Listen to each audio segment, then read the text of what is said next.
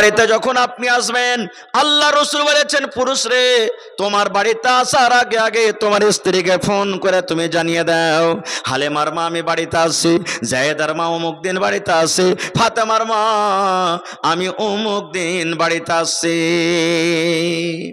এবারে একটা কথা বলি, যেমনই আপনি ফোন করলেন বাড়িতে, আপনার স্ত্রীটা যদি নেককার হয়, আপনার স্ত্রীটা যদি দিনদার হয়, আপনার স্ত্রীটা যদি সলেহা হয়, আপনার স্ত্রীটা যদি জায়েদা আবেদা হয়, যেমনই ফোন করলেন সঙ্গে সঙ্গে মনে মনে চিন্তা ভাবনা করবে, আল্লাহ রে, আমার স্বামীটা ফোন করেছে, আমার স্বামী বাড়িতে আসবে।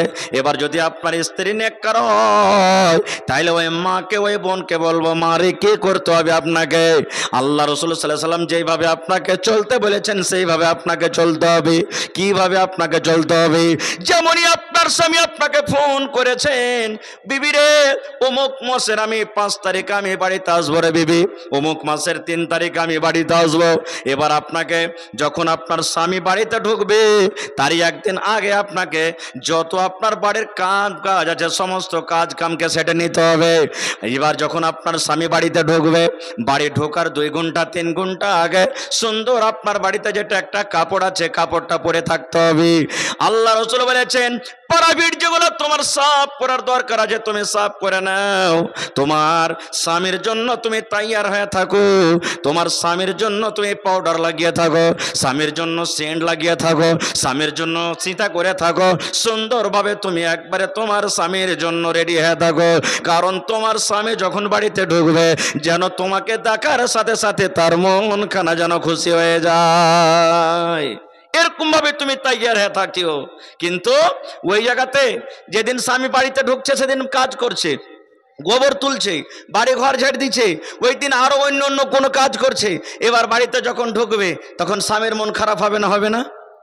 একবারে আপনি এমন দুর্গন্ধ কাপড় পরে আছেন গে মা, স্বামী বাড়িতে ঢুকেছে, হ্যাঁ আল্লাহ সামাদ, মনে হয় পাটের যে জাগ আছে, আটি আছে, সেগুলো দুর্গন্ধ করছে, বকরির মতন শরীরটা ঘাম ঘাম গন্ধাইছে। কি বলবেন? হট সালাহুদ্দিন কাহেকার, এতদিন পর বাড়িতে আসছি আর আমার জন্য একটু চাকচিকন হয়ে না থেকে দেখ কেমন বাড়ি গাটা তার বাসনা করছে, হট এখান থেকে তুই চলে, আমার দরবার থেকে চলে যা, আমার বাড়ি থেকে তুই হেঁটে যা, এরকম আপনাকে কথা বলতে পারে। তো এ আমার মায়েরা খালারা সাজবে কিভাবে জানেন? সুবহানাল্লাহ। ভাইয়ের বিয়ে লেগেছে তখন সাজবে, ভাতিজার বিয়ে লেগেছে তখন সাজবে, দেওরের বিয়ে লেগেছে তখন সাজবে, কিন্তু নিজের স্বামীর জন্য সাজবে না, স্বামীর জন্য সাজন কুজন করবে না। সুবহানাল্লাহ।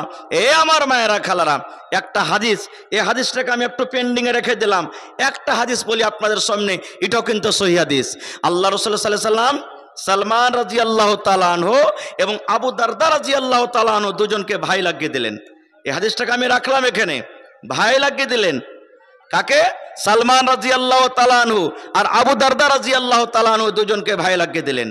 এবার সালমান রাদিয়াল্লাহু তাআলা আনহু ভাই আবু দারদার বাড়ি বেড়াইতে গেলেন। আমরা ভাইয়ের বাড়ি বেড়াইতে যাই না? যাই কি যাই না? তো ভাইয়ের বাড়ি বেড়াইতে গেলেন, যেই সময়তে আবু দারদা রাদিয়াল্লাহু সালমান রাদিয়াল্লাহু তাআলা আনহু আবু দারদার বাড়ি গেলেন, ওই সময়তে কিন্তু আবু দারদা বাড়িতে নেই, বাড়িতে ভাবি আছেন। সালাম দিলেন, ভিতরে গেলেন, বসতে দিলেন। এবারে বলছেন যে ভাবি, সালমান বলছেন ভাবি, ভাই কই? বলছে এই গেলেন কোনো কামে কাজে গেছেন, এক্ষুনি বাড়ি ঢুকবো ঢুকবো হয়ে আছে। এবার সালমান রাদিয়াল্লাহু তাআলা তখন বলছেন ভাবি একটা কথা বলবো। বলছে কি রে ভাই? বলছে এই তোমার মাথার চুলগালা দেখছি একবারে ঝাঁকড়া মাকড়া হয়ে আছে, চুলগালাতে তুমি চিরনি করনি, সীতা করনি, তেল লাগানি, এই পুরাতন কাপড় পিন্ধা আছো, তুমি একবারে যেরকম একটা মহিলাকে থাকতে হয় রেডি হয়ে সুন্দর হয়ে সাফ সুতরা হয়ে থাকতে হয়, ওরকমভাবে তোমাকে দেখতে পাই না, কারণটা কি? এই আমার মায়েরা খালারা শোনেন।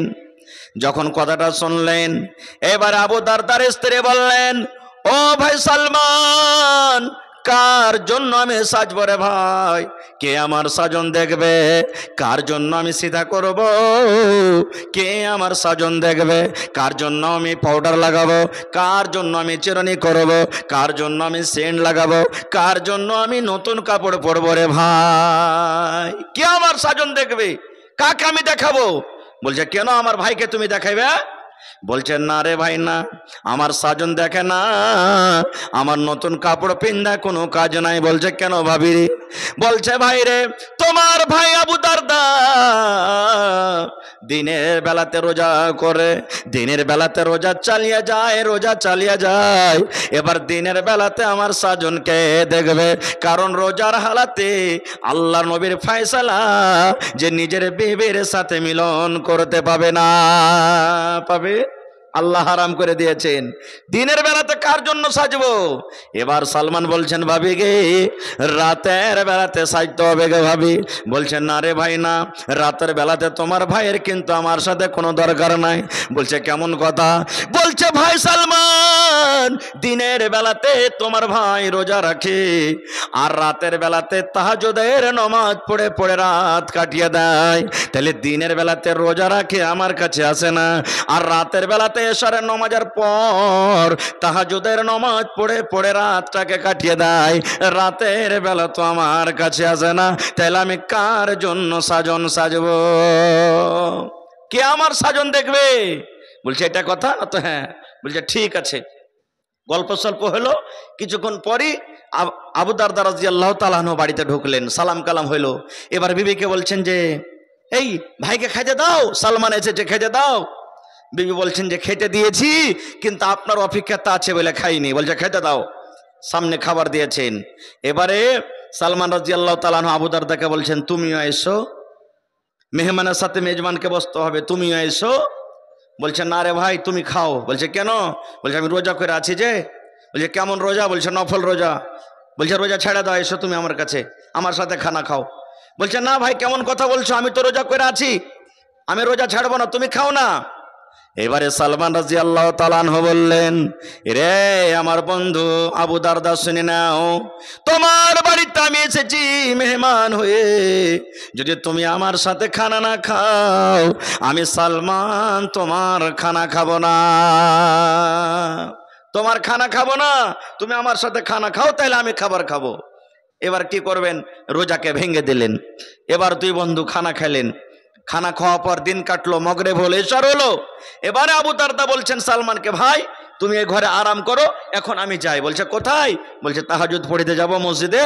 বলছে আমিও নামাজ পড়বো, নামাজের এখন টাইম হয়নি। বলছে যে আপনিও ঘুমাও, এখনো নামাজের টাইম হয়নি, এখন যাও, তোমার স্ত্রী তোমার ইন্তজার করছে, সে ঘরে তুমি চলে যাও। বলছে ভাই তুমি থাকো না, আমি এখন গেলাম, আমি জিকির আজকার করব, এবার রাতের বেলাতে আমি তাহাজ্জুদের নামাজ পড়বো। বলছে ঠিক আছে। হাতখানটাকে ধরে যে ঘরে তার স্ত্রী আছে ওই ঘরে একটু ধাক্কা দিয়ে দিলেন, যাও তুমি আরাম করো। এবারে বন্ধুরে রাত কাটতে কাটতে কাটতে ঠিক যখন রাত 1টা 2টা হয়ে গেল, এবার সালমান রাদিয়াল্লাহু তাআলা আনহু ভাইকে জাগাছেন, ভাই আবু দারদা এখন ওঠো, এখন নামাজের টাইম হয়ে গেছে, এখন ওঠো। এবার আবু দারদা উঠলেন, ফরজ গোসল করলেন, ফরজ গোসল করার পর এবার দুই বন্ধুতে নামাজ পড়লেন।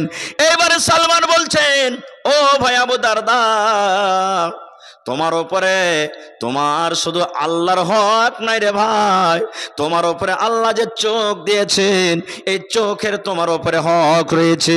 আল্লাহ যে তোমাকে স্ত্রী দান করেছেন, এই যে স্ত্রী হলো একটা নিয়ামত, তোমার বাড়িতে তোমার স্ত্রী আছে, এই স্ত্রীর তার তোমার উপরে হক রয়েছে। আল্লাহ যে রাতটাকে দিয়েছেন, এই রাতটা আরাম করার জন্য, এই রাতটাতে আরামও তোমাকে করতে হবে। মেহমান বাড়িতে আসতে গেলে মেহমানের হক রয়েছে তোমার উপরে। সমস্ত হক কি বাদ দিয়ে একমাত্র তুমি যদি আল্লাহর হক আদায় করো, এরকম হকে আল্লাহ রব্বুল আলামিন রাজি হবেন না, এরকম হকে আল্লাহ রব্বুল আলামিন খুশি হবেন না। যার যেটা হক আছে তাকে সেটা তার হকটা দিয়ে দাও। আরো কিছু কথা আছে হাদিসটাতে, আমি অধিকার যাব না কো। বলার উদ্দেশ্য হলো, এই আমার মায়েরা খালারা, তারাও তো মহিলা ছিলেন, তারাও তো মহিলা ছিলেন যে নিজের স্বামী তার কাছে আসে না বলে সাজেনি। তাহলে বোঝা গেল কি, যে স্বামীর জন্য আপনাকে সাজতে হবে, যত পারবেন সাজেন, ম্যাডাম হয়ে সাজেন, হিরোইনের মতন সাজেন। আপনারাকে বলবো যে স্ত্রীর যেটা দরকার, এখন যেভাবে ফ্যাশন চলছে, আপনার শক্তি মতো আপনাকে তা কিনে দিতে হবে, চিরুনি দিতে হবে, সেন্ট দিতে হবে, সেন্টওয়ালা তেল দিতে হবে, পাউডার দিতে হবে, আপনাকে যেটা ভালো লাগবে সেটা আপনাকে আপনার স্ত্রীকে দিতে হবে। কিন্তু কত ভাই কাঞ্জসিগিরি করছেন, ভাই বখিলি কাঞ্জসি করিয়েন না খো।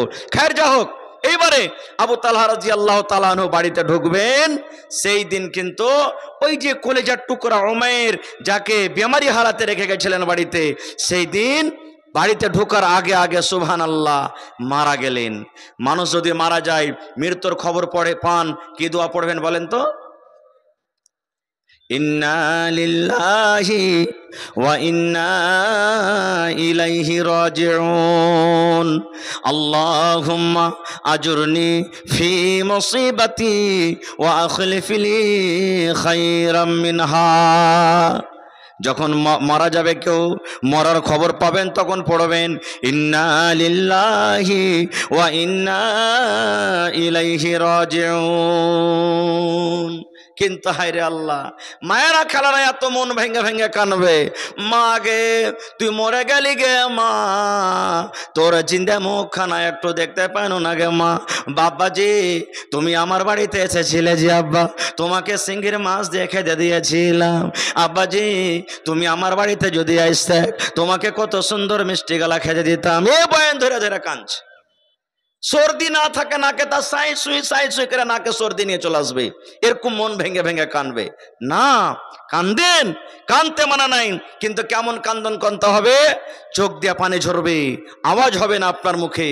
আল্লাহ নবীর জামানাতে একটা মহিলা কবরে বসে বসে কাঁদছে, তার ছেলে মারা গেছে, কবরে বসে বসে কাঁদছেন।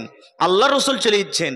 এবার রসুল বলছেন, আরে আল্লাহর বান্দি, তুমি যে কবরে বসে বসে কাঁদছো, এটা গুনার কাজ, কাঁদতে হয় না। এরকম কাইন দেখে তোমার ছেলেটা কার পাইবে? কিন্তু সেই মহিলাটা চিনে না যেটা আল্লাহর রসুল। তখন কি বলছেন জানেন? হ্যাঁ, তুমি যাইছো রাস্তা দিয়ে চলে যাও, তোমার তো কেহ মরেনি, তোমার যদি কেহ মরত তুমি বুঝতে পারতে। রসুলকে বলে দিলেন কথাটা, ও কিন্তু জানে না যেটা আল্লাহ রসুল। নবীজি চলে গেলেন। পার্শ্বে একটা লোক ছিলেন, বলছেন এই পাগলি, তুমি যে কথাটা বলেছো সেটা কে জানো, চিনো কে? বলছে কে ওটা? বলছে আরে এটা আল্লাহর নবী মুহাম্মদ সাল্লাল্লাহু আলাইহি সাল্লাম। বলছে এটি আল্লাহর রাসূল? তো হ্যাঁ। এবার দৌড়াতে দৌড়াতে দৌড়াতে আল্লাহর নবীর বাড়ি চলে গেলেন। আল্লাহ রসুল গো আমার ভুল হয়েছে, আপনি আমাকে মাফ করে দেন। আল্লাহ রসুল বললেন, ওরে আল্লাহর বান্দি, যখন তোমার ছেলে মারা যাবে, কিংবা তোমার মা মারা যাবে, তোমার দাদি মারা যাবে, তোমার নানি মারা যাবে, তোমার স্বামী মারা যাবে, যখন তোমার কলেজাতে প্রথম ধাক্কা লাগবে, প্রথম চোট লাগবে, তখনই তোমাকে সবর করতে হবে। ইয়ার নাম হলো সবর। আর তুমি কেন্দে কেন্দে কেন্দে কেন্দে কেন্দে কেন্দে কিছুদিন পর যদি বলো এখন সবর না করলে আর হবে না, এর নাম কিন্তু সবর নয়, এর নাম সবর নয়। প্রথম কলেজাতে তোমার